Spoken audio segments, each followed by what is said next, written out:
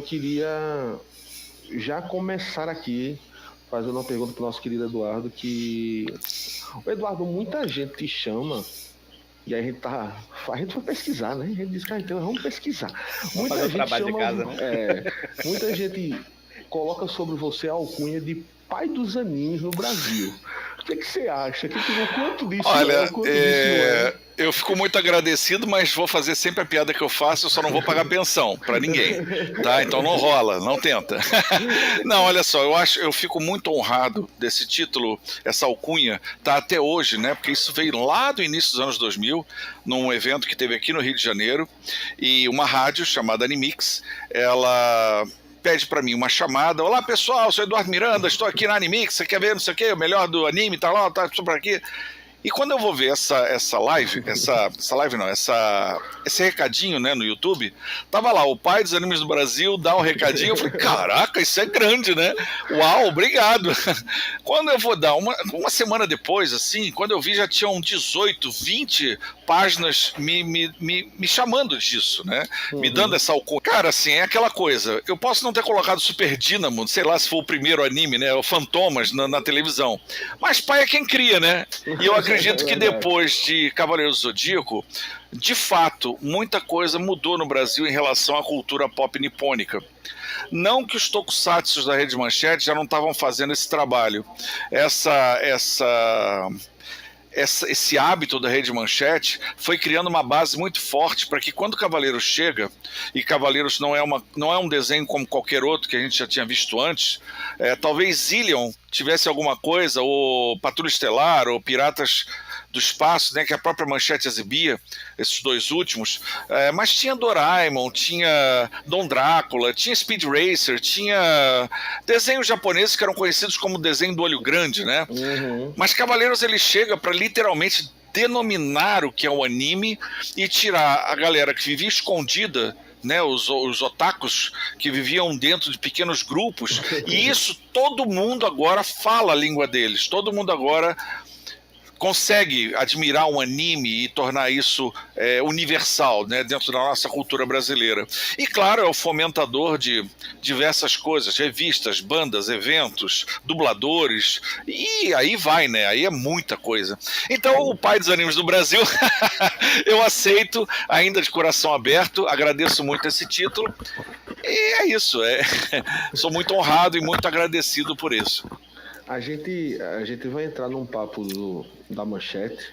Claro. A gente quer falar sobre muitas coisas, assim, né? A gente não vai lhe segurar aqui, prometo. Não vai ser um flow, uma inteligência limitada que vai passar 5 horas aqui. Não, sem pressa, sem pressa. Fiquem à vontade.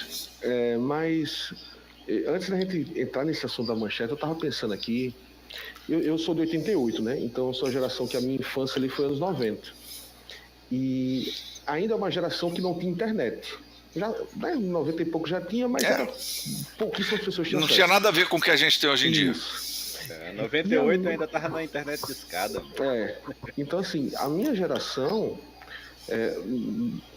eu acho que até um pouquinho mais para frente, mas a minha geração, basicamente, foi uma geração que foi criada, entre aspas, com a televisão. Por exemplo, eu sou filho de mãe solteira. Então a minha mãe é uma longa história, eu vou contar aqui, mas minha mãe morava em outro estado, não tinha familiar lá e tal. Então eu era o cara que chegava do colégio e passava a tarde na televisão, porque minha mãe estava trabalhando.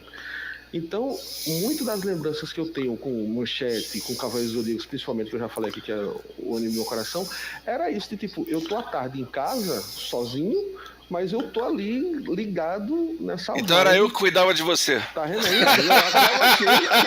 Acaba sendo um pai por consequência.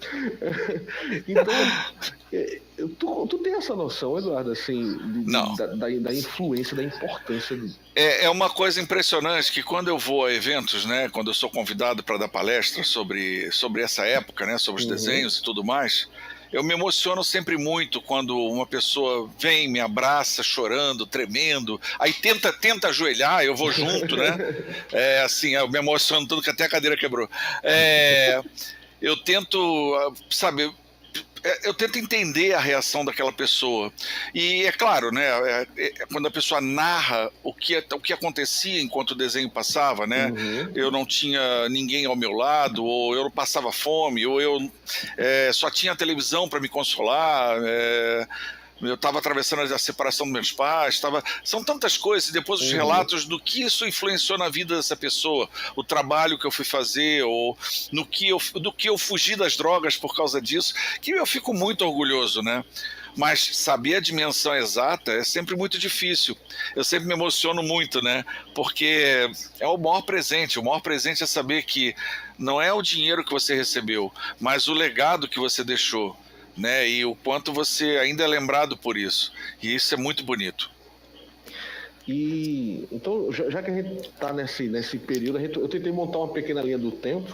Como é que tu chega na Manchete? Como é que foi esse início? Porque assim, a gente também a gente não queria só anime, a gente quer um pouquinho dos bastidores, porque a gente, como eu disse, a gente é uma geração que cresceu com.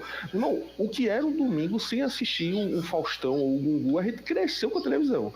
Hoje é uma outra parada, né? Hoje a galera tem celular, YouTube, mas na nossa época a televisão que ditava os horários, pô. Ó, eu sei que no horário então eu tenho que estar em casa porque vai passar aquilo. Era isso que eu ia dizer. A gente tinha horário para chegar na frente da TV para poder assistir o episódio. A televisão ainda era referência, né? Isso. Aí que tu chega na Manchete? Então, eu vou na garagem, pego o meu carro e aí eu dirijo até a Manchete, passo pela porta e entro. Aí eu cheguei na Manchete. Não, brincadeira, desculpa. Não, olha só. O que acontece? Eu estava antes da TV Manchete, eu estava na TV Rio, não a TV Rio clássica, senão seria um vampiro aqui. Por mais barba branca que eu esteja, eu seria um vampiro, não é? Eu estava na TV Rio, uma TV local aqui do Rio de Janeiro. Foi onde eu começo em televisão. É um começo que não passa por nível superior, porque não exigia, o radialismo não exigia faculdade.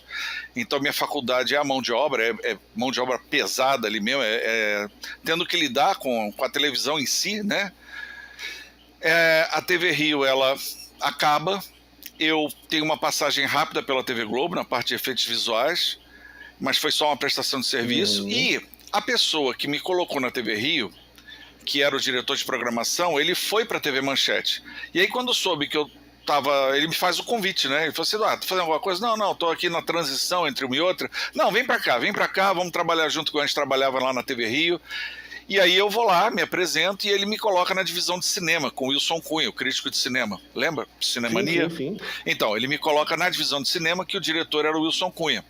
Então a minha primeira função lá na Rede Manchete é essa, na divisão de cinema, como editor de programação e assistente de produção.